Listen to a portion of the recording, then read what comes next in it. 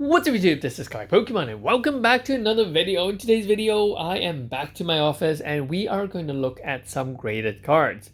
And to really share with you guys some of the insights that I have saw over at Japan, in Tokyo, and how the buyback card market is like. I know a lot of you guys want me to make a video talking about Lily, the crash, retracing, all these sort of stuff, that will come in a future video. But for this video, we are appreciating certain cards that was sent over to PSA and came back. And for me to really try and categorize some of these cards and to talk about the pricing and the selling price of these cards. So without further ado, hit the like button, subscribe button, and let me know if you actually have some of these cards as well. So this one is the Special Team Rocket case. This one is a very sought after card, even up to now. And when I was in Japan, I simply did not see this card simply lying around in stores and things.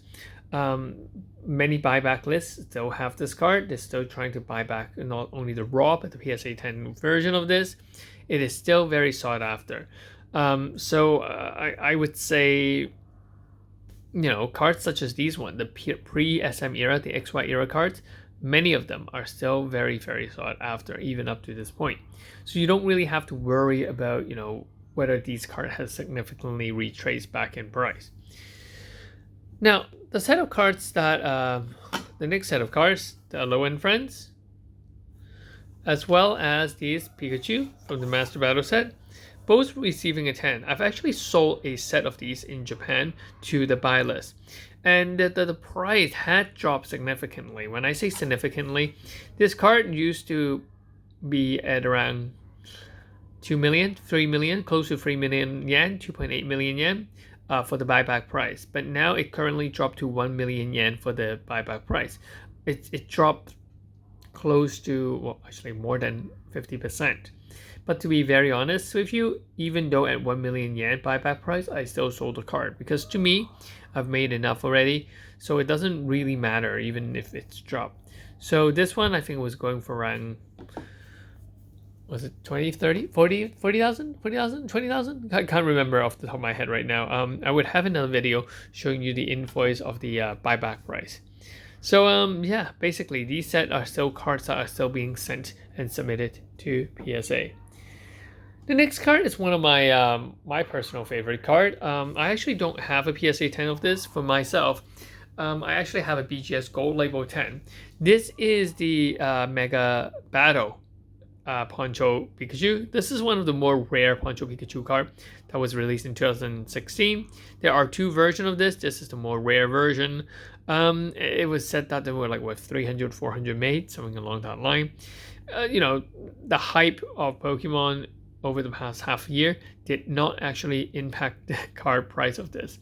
It's to the point where it's vintage enough that people could not flip this card because there isn't a lot of them to be flipped. That's the issue. A lot of people ask, hey, Collect Pokemon, why do you think that certain SM era card are flipped so much when the pop report is so high? Well, because it is high, it means that people have access to that card. So then people would start flipping. Coming to these cards, when the population is so low, it's so hard to find.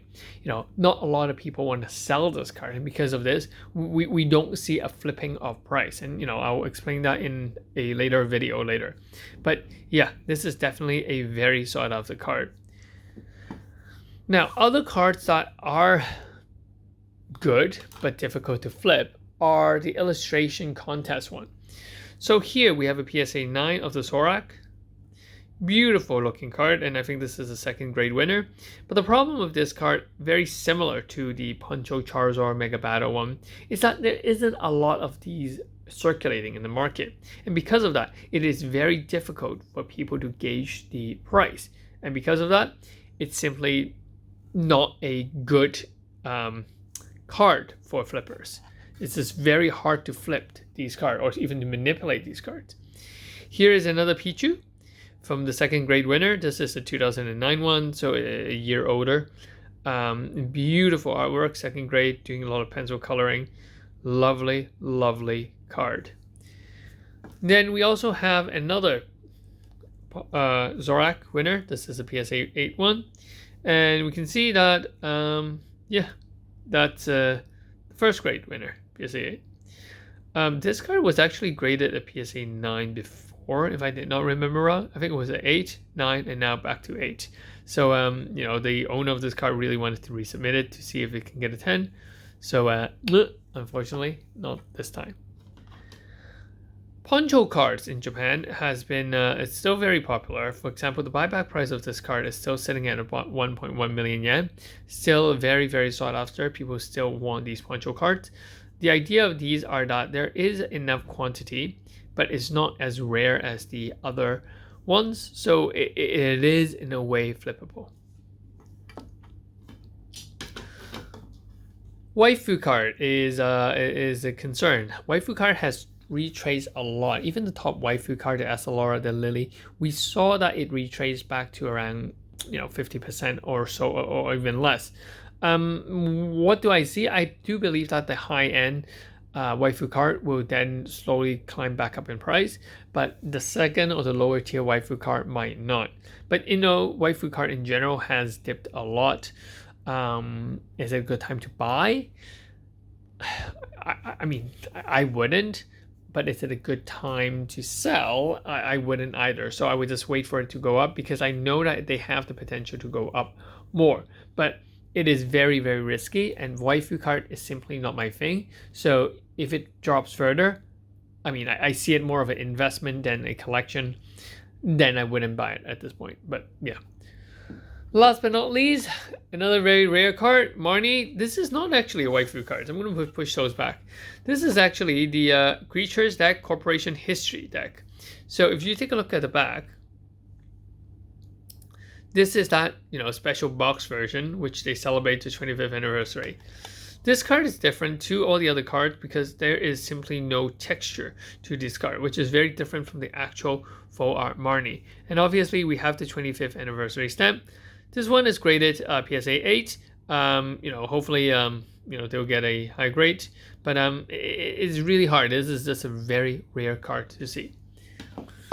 So that's pretty much for this video. Hope you guys enjoyed it. And I'll talk more about the Japan trip and the kind of things I see in the Japanese card market at this point of time. I'll catch you guys in the next one. Peace. This is Collect Pokemon. Bye bye.